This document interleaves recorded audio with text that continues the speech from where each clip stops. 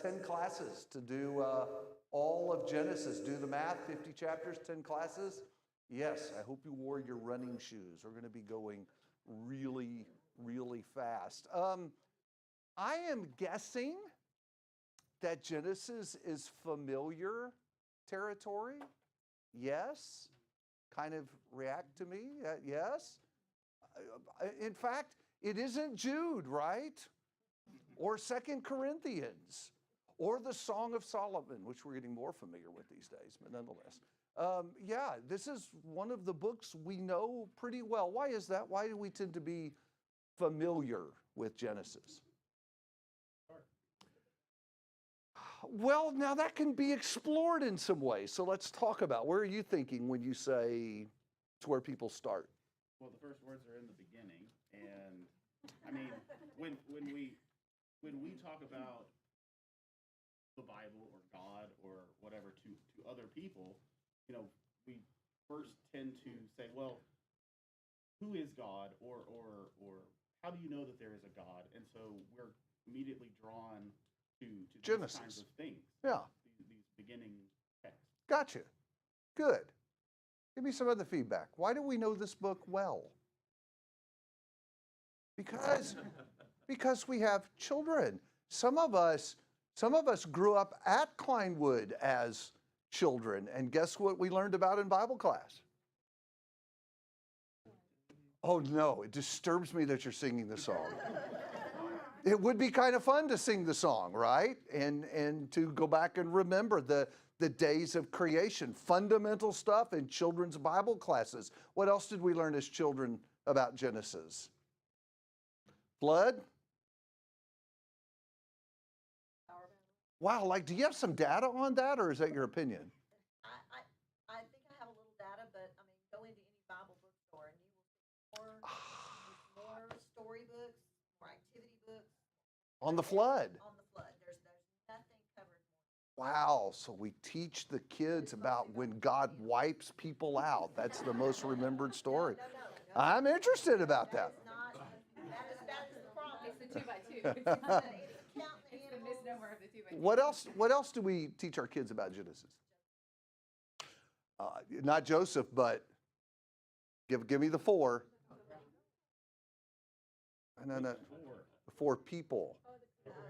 Abraham, Isaac, Jacob, and Joseph. Yeah, we teach those stories. That's exactly right. So from the times our kids are little, and maybe some of us, if you grew up going to Bible class, you heard stories from Genesis. Interesting, we don't typically work Ezekiel with children or Jude, but we do spend a lot of time in Genesis. Yes? I was just going to say, Genesis also is really sort of, kind of said this already, but sort of the introduction to God is in what he's doing. And so it's like it's already been pointed out, it's a great place to start, but it's also, if you want to understand sort of how God is acting in general, go take a look at Genesis, because you're going to learn a whole bunch. You're going to learn about how he thinks about things, how he rules his people, how he guides his people, how he takes care of his people. I mean, there's just a lot of stuff there that gets us introduced to who God is.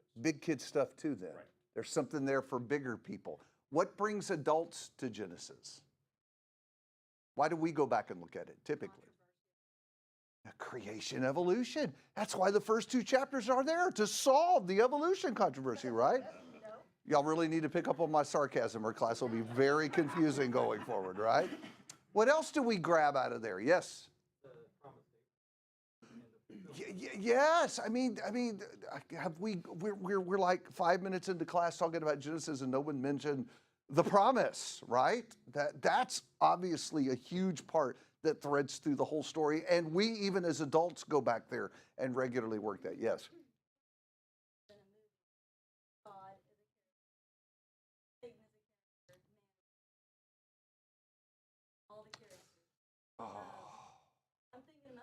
Of course, my wife's getting ahead of me. That's okay. That's okay. It's okay, babes. Still love you. That's all right. But yes, let me refrain, because we're going to come back and say some more about that piece of it in just a second. Yes, Chuck.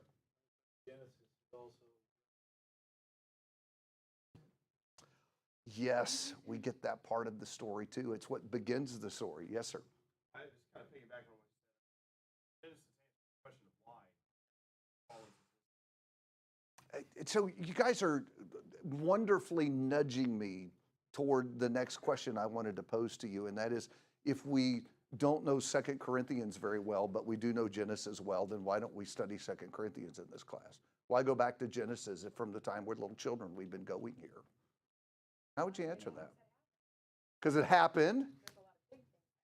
A lot of big things that happen here. Yes, yes. I think part of it is that it is an ancient text that was written to people that we don't know, about things that we really don't understand. And it takes a lot more effort for us to understand what it's all about. Okay. Because you have characters that are larger than life. You have people living hundreds of years. It's confusing. It doesn't match up to anything that we experience. Okay.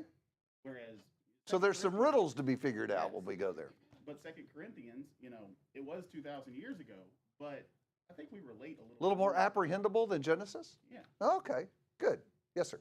I was just going to say, I think there's a lot of things going on in the world today that stop and go back and look. There's a need to go back to getting, Scott. So that's such a great word. And notice what I'm going to put up there. We think the lightning blew out the other TV. Those who've been in class for me for a while know that the technology in this room hates me. So I apologize for those who are sitting here. You will miss all the school stuff on the screen. Hopefully that will be fixed by next Sunday. Did you hear that, tech guys? I'm talking to you, right? The TV isn't working. Okay, so yes, thank you.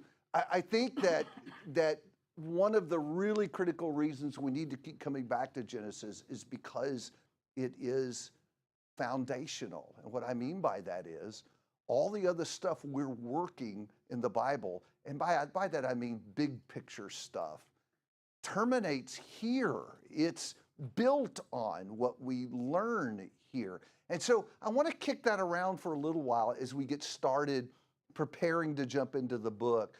In what way would you say Genesis is foundational? How does it lay the groundwork for everything else? Let's talk about that a bit. If you believe the first 4 words of the Bible, in the beginning God, you can believe anything else. Like, we tend to take for granted, like as little kids talking about how we talk about this with little kids and stuff. Like, they will just take it, yes, that donkey talked, yes, those people lived 700 years, and just accept it for what it's worth. Then as you get older, you're like, but wait, how did that happen? Yeah. Did it really, and so if you really, like, in the beginning, God, like, you can get through that part, and you just say, yes, I'm going to believe this. Then you get into it, but then you have to stop yourself, like, no, I really do believe that people live, like, what must, like, I am 45, and I am tired, y'all, and, like, I'm not, what's happened? It doesn't get better. 700 years from now, how did those people feel? Like, you start to read it, and you're like, really, how in the world? Like, So it's funny. I'm the oldest mom in Josh's middle school class, and these people are having babies at 100. Like, what? Like, you have to, but then it so it becomes this thing. Like, the little kids, like, and we're talking about the little kids, like, they're just like, sure, it happened, no problem. It's funny you say that though, because I always get tickled when people struggle with miracles in the Bible, like the talking donkey. Because to me, that isn't the hard miracle. In the beginning, God created the heavens and the earth. That's a whole lot bigger thing than making a donkey talk, right? So it's always curious to me that. That's why I feel like when we get to adults, the kids are like, sure, absolutely it did. Yeah. But as an adult, you're like, but wait a minute. But listen, if you get the first part. God exists and doesn't try to explain God exists. I always think that's foundational. So if you can believe it was God. that in the beginning, God, if Yeah. you believe that, And I like that you stopped right there because in the beginning, God. Okay. That's what it says. Okay. Let me come back to my question. Why else would we say Genesis lays the foundation? You want in on that one? Jump in. Because it ties into what they were just talking about. In the first 4 or 5 words of Genesis, we're at a crossroads. You either believe in God or you don't. And so at that crossroads you're going to take a road in your life that is going to take One way or the other. One way or the other. And that's why it's foundational. Either I'm going to choose to go and be part of the world, or I'm going to choose to go be part of God's family. That choice is mine. Once I get on that path, it's really hard to change as you get down that path a little ways. Yep. On either side of it, and we're seeing that division a lot in our society today. Fundamental worldviews. Fundamental, Yes. You know, it's part of the Torah that read the Gospels first. Yes. So to get the whole Jesus story, you got to go back and get this beginning piece. Let me throw a couple of things your way. One of the things I like about Genesis is it accounts for the beginning in a reasonable way. You get that? Yeah. So I think that all serious people wrestle with the big questions. We think about things like, okay, all this stuff is around me. Where did it come from? And where did I come from? And I think Genesis posits a reasonable answer to those kinds of questions with, as you said, in the beginning, God. And that gives us a reasonable explanation that there is an all-powerful God who spoke into existence everything that we see around us. Now, of course, the atheist would laugh at that and say that's an absurd fairy tale, to which I would say, or respond, and what does the atheist have? By the way, what does the atheist have? So I always like to let atheists speak for themselves. So I've got a little clip to play for you. Richard Dawkins is maybe the most famous atheist on the planet. And someone on YouTube saved this little video of him, and to me it is priceless. But he gives you the atheist answer to where everything came from. So let me let you listen to him. Oh, I got the right one, good. Of course it's counterintuitive that you can get something from nothing. Of course common sense doesn't allow you to get something from nothing. That's why it's interesting. It's got to be interesting in order to give rise to the universe at all. Something pretty mysterious had to give rise to the origin of the universe.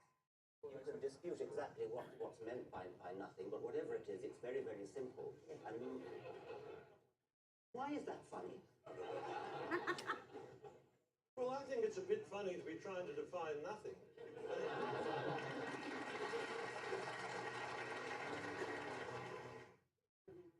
If you press Professor Krauss, he admits that he's not really talking about nothing. He himself says, and I quote, "By nothing, I don't mean nothing." Nothing isn't nothing anymore in physics. Nothing isn't nothing anymore in physics. There could be literally nothing, from which something suddenly springs. And I mean, it is very hard to grasp it, and I certainly can't grasp it.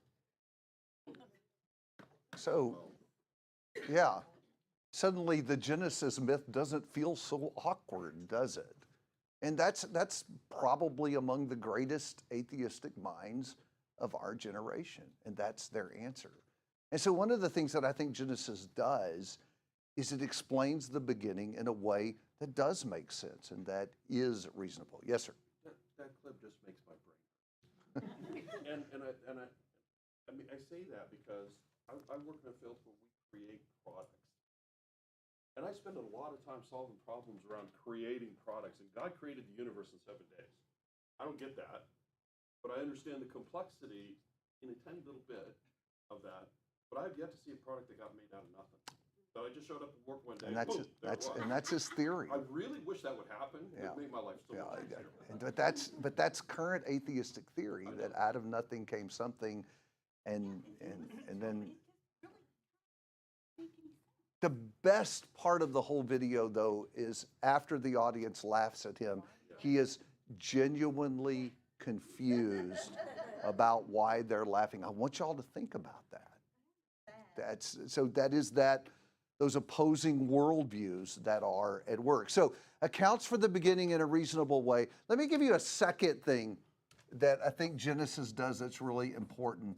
The Bible, or Genesis rather, lays out the plot of the story. You buy that? Like a good book or a good movie, Because let me be clear, if I'm watching a movie for 30 minutes and I still don't know what it's about, it's stupid, always. Okay, it's getting turned off. I need to know what's going on. Like, what's that movie? Is it Inception?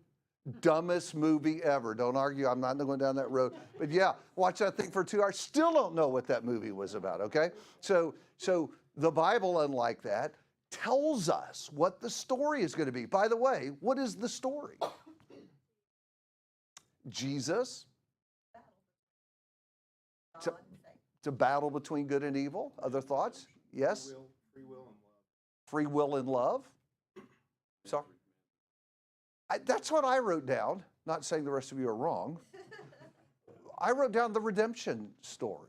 It's about how God, through the descendant of Abraham, provides for our salvation. So if it's about, Jesus is wrapped into that. I'm not minimizing the other answers that were given, but I do want you to think about this. How does Genesis contribute to building that story? If it's the redemption story, how God's going to save us through Jesus, yes. I love that it shows us what means, because every single character does something at some point Sure. in their story, and it reminds me all of us do the same. True. And that's why the redemption is necessary. Absolutely. Well, okay. And so what in Genesis presents us with the need for redemption? Genesis 3, the sin problem is introduced, which is what the story is about. I want you to mark this down because it'll be important later on. The reason for the story is because of the crisis that was created by their sin in Genesis chapter 3. How else does Genesis build the story for us? It does before that, right? In fact, at the very beginning, when he makes us, I just think that is super important. That's a theme we're actually going to pull through our study, that the authority of God is established in Genesis. Genesis doesn't just tell us how everything began, it also establishes a relationship between us and him. How else does Genesis advance or begin, rather, the salvation story? What else does it do? It begins pointing us to the solution in chapter 12 with the promises to Abraham. Yes, sir. Well, I was going to say the same thing. Throughout this book, you see acting upon faith, promises. Right. Yes, correct. I think there's a small microcosm, if you will, of the bigger picture played out in destruction of Noah. You have the introduction of sin with Adam and Eve. Some time passes on, man goes further and further and further and further and further down. The spread is also part of the story. And then God says, I've had it. And he takes Noah and his family and he says, go build me a boat. And he goes and builds him a boat, puts the people in it, and he wipes everything out. It's a small microcosm of really the bigger picture of what's going on. And it starts unveiling that story for us. Yes. Noah too?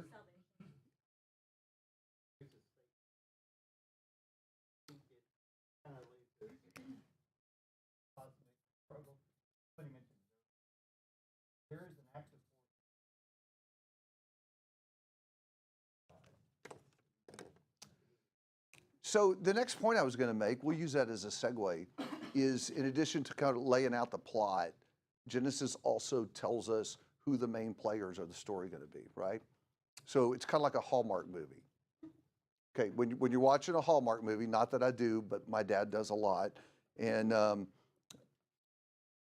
y'all need to cut that part out of the recording. For those of you who love Hallmark movies, you know that the movie begins with a good guy who's supposed to be with a good girl, and then there's always a villain, right? Every Hallmark movie ever. There's a good guy who's supposed to be with this girl, and there's a villain who's messing it up, right? Story of the Bible. Right? You with me? It's the story of the Bible. There's a good God who wants a relationship with his people, and a villain who is trying to mess that up. So main characters of the Bible story, God. That's who we begin with. And set forth as the creator, which means He is the authority. He's the one with the right to rule, the one to tell us what to do. And he begins doing that as the story opens. He begins ordering nature around and ordering man around when he's created. The other main character is man. What do we learn about man in Genesis? We learn it loves me. Okay, that's more about God. Yeah, but because he loves me. So there is a love and a desire for relationship with him. There's supposed to be a relationship. That's the whole purpose. story. Yeah. Yes, so God created Who messed that up? that he could love Who messed that up? Satan. So there's our villain. I always think of it as we don't see it quite as plainly as we're stories, but We could really have some fun just talking about what we learn about these three characters right here at the beginning. Because you are correct, Susan. We learn about God's love for man. What do we learn about man early on in the book? He bears God's image. As? loves God. Yes. Thank you. He is the thing that the primary thing at the beginning of the Genesis story is that he's rebellious. And here God showers man with his love, puts him in this beautiful place. And what does man do? Yeah. God gave man. Well, okay, so that backs up to God's authority and the fact that God has a right to say how things are going to be. And what we find is at the instigation of the devil, man kind of thumbs his nose at God and does what he wants to do. And away we go with the story. So listen, by the way, what do we learn about Satan in all of this? This is a really interesting point. Chapter 1 and verse 1, we find out that God is a creator. That's how he's introduced to us. How is Satan introduced to us? He's a destroyer. As a snake. Yeah. No, I mean, or a serpent. He's crawling on the ground, the lowest of low. I find that just really sort of interesting in the text because you're at opposite ends of the spectrum. You want to go with God or do you want to go with this thing down on the ground that's crawling around? It's interesting if we've spent so much time in Genesis, which we were children, that we are really so bad at recognizing the work of the devil. You ever thought about that? I mean, we really ought to get that this guy's behind it, and he's been trying to destroy us from the beginning. But you know, the thing we learn about men as we go through Genesis, sometimes we're not real bright. I know it's kind of harsh, but it's true. Yes, sir. Well, that kind of begs the question, do we really blame Satan for all of this? I know that he's interjected himself into this, but isn't it Adam and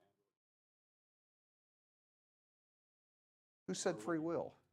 the free will thing? Yeah, who said that? That was already said in the class, right? We already introduced the idea of free will into the equation. So what's Satan's part in that? He's the instigator. That's exactly right. That pulls men. We as humans, we can accept it or not. It's like even now, I mean, even today, we can take path A or path B. Satan is always going to be tugging us one direction or the other. How long has that been going on? You with me? This is all this is laid out, folks, in Genesis. This has all been going on for a while. And frankly, we ought to have a sense of that. I've got about 1 billion hands up. Yes, ma'am. What I find interesting, Satan realizing he can't use God directly. He already lost that. He uses man as his tool, his instrument. Yeah. Yes. And we are complicit with him. We play along with that. Yes, ma'am. Well, Satan is we're not real bright, but he's real good at deceiving. And so part of that is on him. Yes, it is. But you would think by now we would be wise to it, right? Yeah. So let me tell you why I wanted to explore some of that with you. And this is the part I think that is really, really, for me and you today in the world we live in, really pivotal. And that is that because Genesis is foundational, critics of Christianity have launched a vicious attack against Genesis. In fact, I think I would contend that after the Gospels themselves, the next part of Scripture that gets pounced by the adversary is Genesis. I want you to think about that. What is the world, it's just general culture's view of Genesis? It's fairy tale. Sorry? Almost silly. And what, let's talk about the adversary. What he wants you to believe is you surely must be profoundly backward and dumb if you think a donkey talked, okay? Or that the world came to exist in 6 days, because evolution has clearly been proven as scientific fact over and over again. And so for you to believe differently than that, well, you just must not be very bright, or you're caught up in religious myths. I thought I would give you a little sample of why it's important for us to get that. I have a couple of clips to play for you of that I think demonstrate the culture's attitude toward the book we're about to study. The first one is, again, of my good friend Richard Dawkins. What's that? Oh, no, he is, because we need him to keep talking, because he doesn't say things that are helpful to his cause. But I want you to just watch him take a shot at those of us who believe in the Genesis account. This is, why did that go there? Here we go.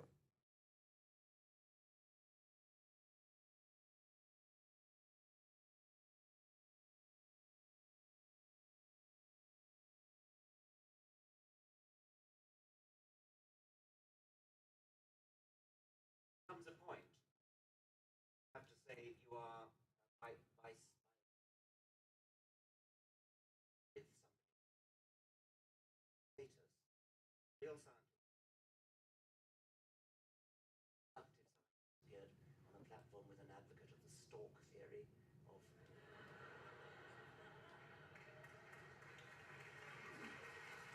His question was, why would you agree to debate with a creationist? I will say this, that I've never actually dared to use the formula that my colleague Robert May, Lord May, who's one of Britain's most, actually he's Australian, most distinguished scientist.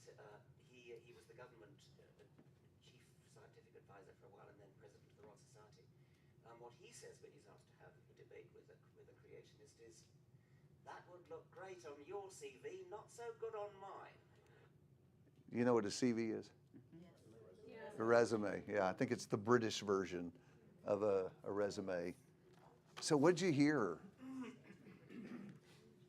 That Genesis is fantasy, that it's a made-up story, it's a fairy tale. And if a scientist believes that, It's not even worth debating.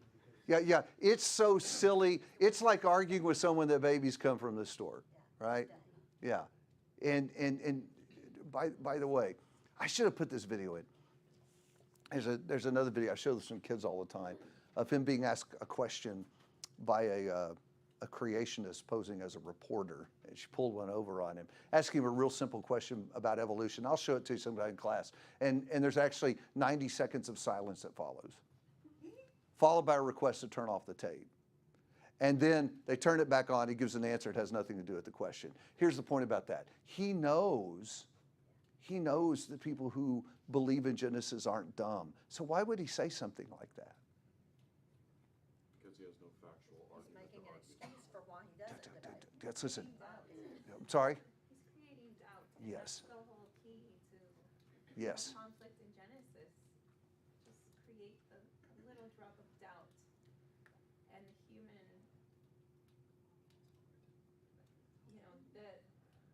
the side of us that is curious, that is wondering, that is, we start thinking on it. Yeah. And thinking and overthinking until we end up like that guy.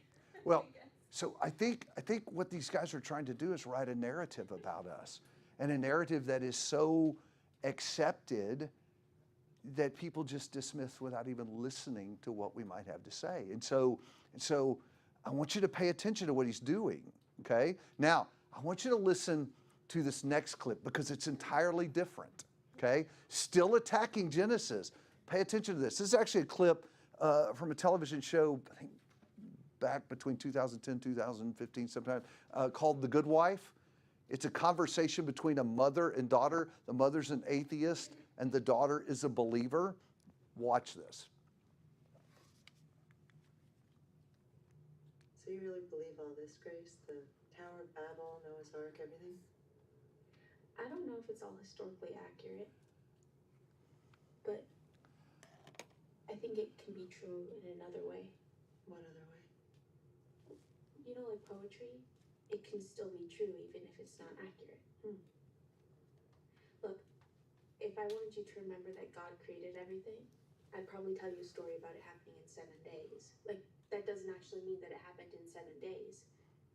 It just means that I wanted you to remember that God created everything. Did you just make all that up? Yeah, why? Well, it sounds smart. Well, thanks for being surprised. So what'd you hear? Let's water it down so that it doesn't mean anything. Yeah, not as mean as Dawkins. Believers don't really believe what they say they do. Yeah, or there are other ways to understand Genesis that will make it more palatable to an enlightened culture. Which one do you fear more? The second one.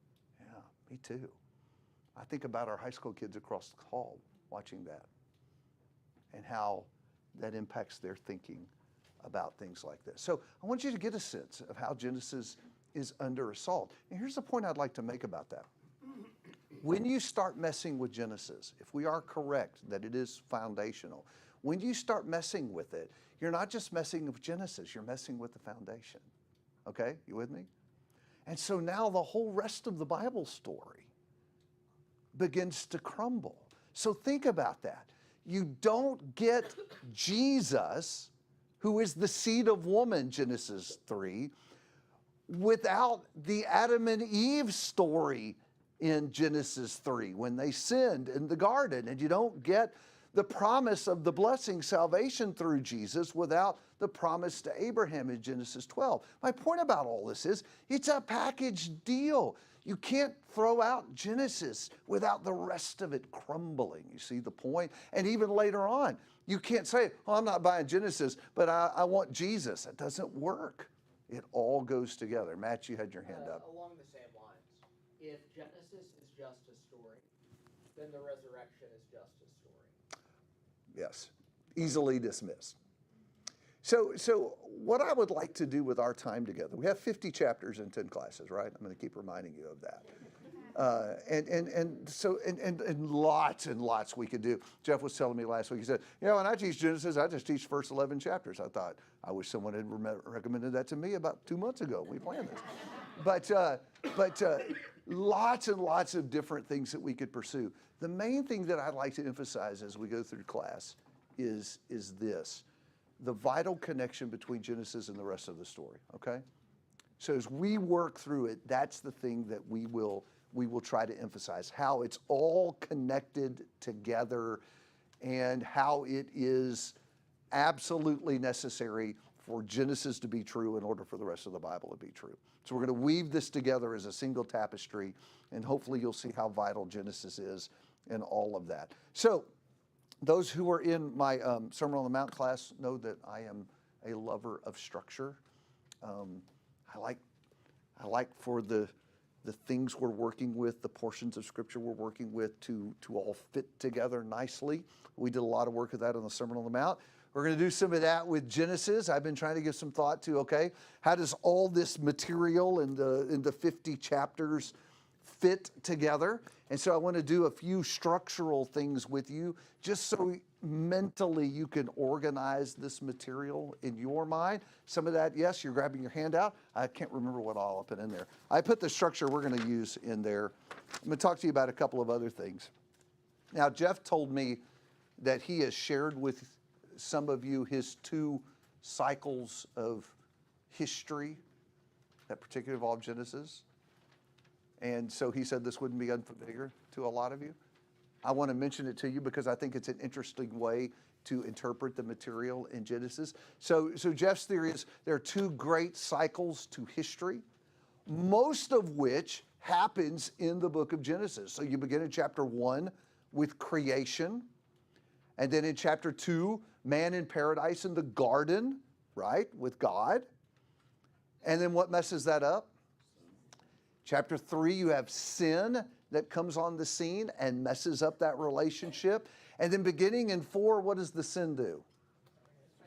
It spreads and infects everyone and everything until you get to chapter 6, and what's God going to do? Sorry? Because what's coming? Yeah, judgment is coming, but before he does that, he has Noah build the ark, which is going to do what?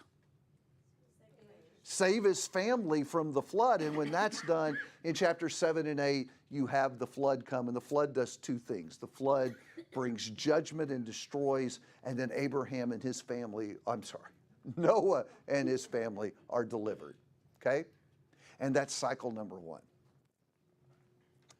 And then in chapter 9, you start the cycle over again.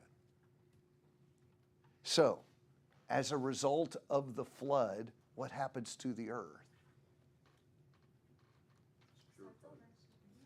You start over. That's exactly right. So we could say, in a sense, the flood recreates because now it's been completely cleansed, right? You follow me?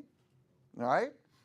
And Noah finds himself in a paradise. And what happens next? Yes. Then we have a problem with sin that makes a rebound, right? In fact, where does the problem occur? Really?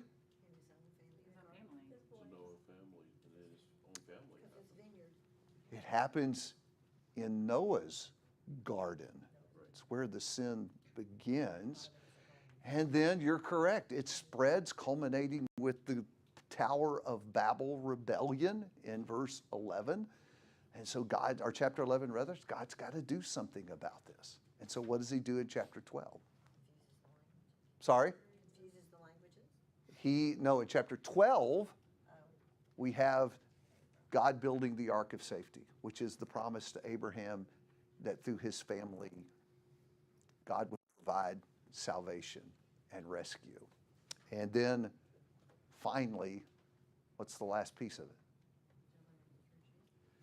What's coming? What's coming? And same thing, judgment and deliverance. Yes, that's what we are currently waiting for. And so we are actually in the very last stage, or the last part of the second cycle. That's the end of the story. When God comes and brings judgment on the wicked, like he did with the flood, and delivers God's people. As you see, most of Genesis, or most of this rather, is covered in the book of Genesis, covered in the first half of Genesis. So one way to look at the material we have is in terms of these two great cycles. We're just going through the second cycle. In fact, we're right at the very end. God has built the ark of safety through Jesus Christ, so we know where we can go to be delivered, and now we're waiting for God to bring his judgment on the wicked and our deliverance. What do you think about that? Does that make sense? Okay? So that's one way to see the material in Genesis. A second way I would invite you to consider is a key phrase that's actually used in the book over and over again. So if you look in your Bible, look at Genesis 10 and verse 1. Will you look there? We'll just start there. Genesis 10 and verse 1. Here's how the verse opens. Now these are the records of the generations of Shem, right? And now you're scared to death because a genealogy is going to follow, right? All I'm going to do is ask you to look at that first phrase. These are the records of the generations of Shem. Now back up and look at chapter 6. Chapter 6 and verse 9. What does that say?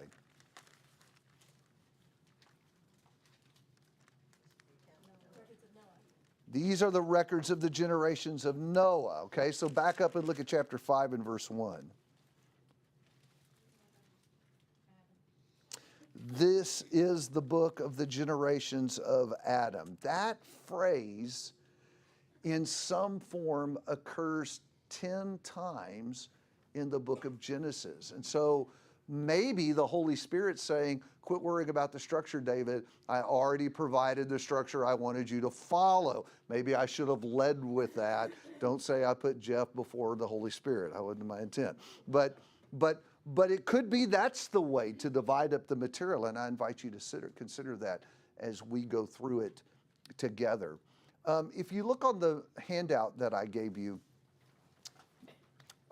I'm going to divide the class up, basically just using these two main divisions.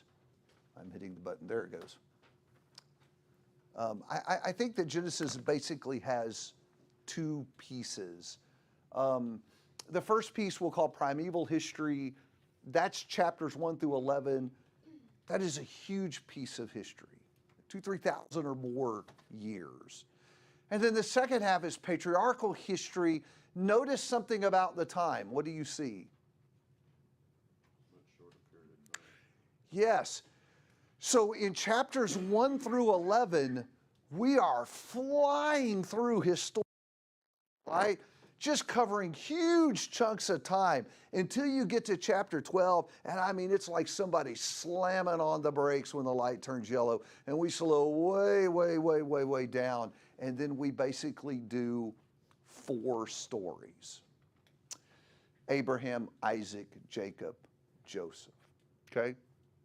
So I thought this would be a good way of dividing up our material. And then as I was prepping that this week, I looked at it and said, wait, that's basically 8 pieces in an introductory class. That's almost. So I thought, there's the outline for the class finished. So we're going to go back and we're going to look at these pieces. The first half will be way easier reading, right? Because we're covering a whole lot of history in a little bit of time. So next Sunday, we're going to talk about creation. So read the first 2 chapters and give some thought to that. I believe in the handout, I give you the chapters to read for each segment. And then y'all know every 3rd Sunday this quarter, right? What's happening? Yeah, we're in the auditorium just so we can keep disrupting our momentum in class. So when we come back, I'm going to be out of town, and Matt's going to lead us through a study of 3 through 5. We're going to talk about the sin problem being introduced. And then we'll talk about the flood, really interesting things there, and the problem with the rebound, work in the Tower of Babel, talk about all that. And that'll take us through the first period of history. And then I just want to work through the lives of these 4 characters. Again, thinking about how all of this ties with the rest of the Bible story. I say 4 characters, that's being generous with Isaac, right? Because Isaac's story is really Abraham's story about having a kid, really. I mean, all the way through that. We just a little tad bit. Giving him 3 chapters is probably generous. And then we'll talk about Jacob and we'll talk about Joseph. And again, as we go through that thinking, how do these segments tie to the bigger Bible story? Why is this here, and how is this helping to lay the foundation for everything that follows? Really think that's an important way to read the Old Testament. Let me mention one other thing to you just real quick, because we're almost out of time, and I want to throw this in because I think it's an interesting way to read the book. Who wrote Genesis? If Jesus is honest, Moses wrote Genesis, and you understand that Moses was not present for these events, right? When God said, "Let there be light," Moses did not hear that, okay? So how did he know that's what happened? God told him that. So the events of Genesis are not being written as they happened. In fact, when would Moses have written Genesis? Probably in the wilderness. Probably during the Exodus. I don't want to be dogmatic about that, but I'm thinking there were probably like 40 years of good writing time during the Exodus story. So when you read Genesis, think about that. Think about the fact that all of this is being written as the Israelites are making the journey from Egypt to the Promised Land. And maybe some of the content that is there is really about or for that generation and some of the problems and struggles they were having. I think it is intriguing to read Genesis from that perspective, okay? Not written at the time the events happened, written during the time of the Exodus, probably at a time where people really, really needed this. Did you want in on that? Well, I was just going to say there is a theory, those where you said that this is the account of Noah, this is the account of Yes. that there is a theory that some of those records had been kept by Adam and by Noah, and by, especially the generational information was kept, and it would have made sense that the Israelites would have had some records. And evolutionists like to say that people couldn't write or read, but early man was capable of a lot, and we believe that they could read and write, do things. So that's just a theory that I have understood people to say, and it makes sense with all the names and all of the generational information that they had. Yeah. Not the history, but the... Yeah, either way, you have the Holy Spirit there. And the interesting thing, and we are, one of the things we will definitely talk about in class are the genealogies. I know, please don't drop out because of that. But the Spirit is doing some cool stuff with the genealogies in Genesis. And we're not going to blow by that too quickly because there's some really cool things that connect with the rest of the story that we need to stop and observe there. In fact, there's just a whole lot of stuff that's going on in this great book. I put in my wrap-up comments here some of the big thematic ideas that I think are at work in Genesis that we can play around with as we go through the class. The authority of God is one of those. I think that is one of the most important things that's laid out up front, and something so needed today. So much so, we have a whole class going on down the hall, not to advertise for others, but nonetheless, Brian's teaching a great class down the hall that's talking about authority because that's such a struggle today. Genesis covers that. The character development that we've already alluded to, what we learn about God and what we learn about ourselves, about man, and what we learn about the adversary. Really, really, really important. So for class next Sunday night, 1 and 2, and as you read it, think about the creation story from the broader Bible story. What are we learning here that helps with the bigger story? We'll talk about that next week.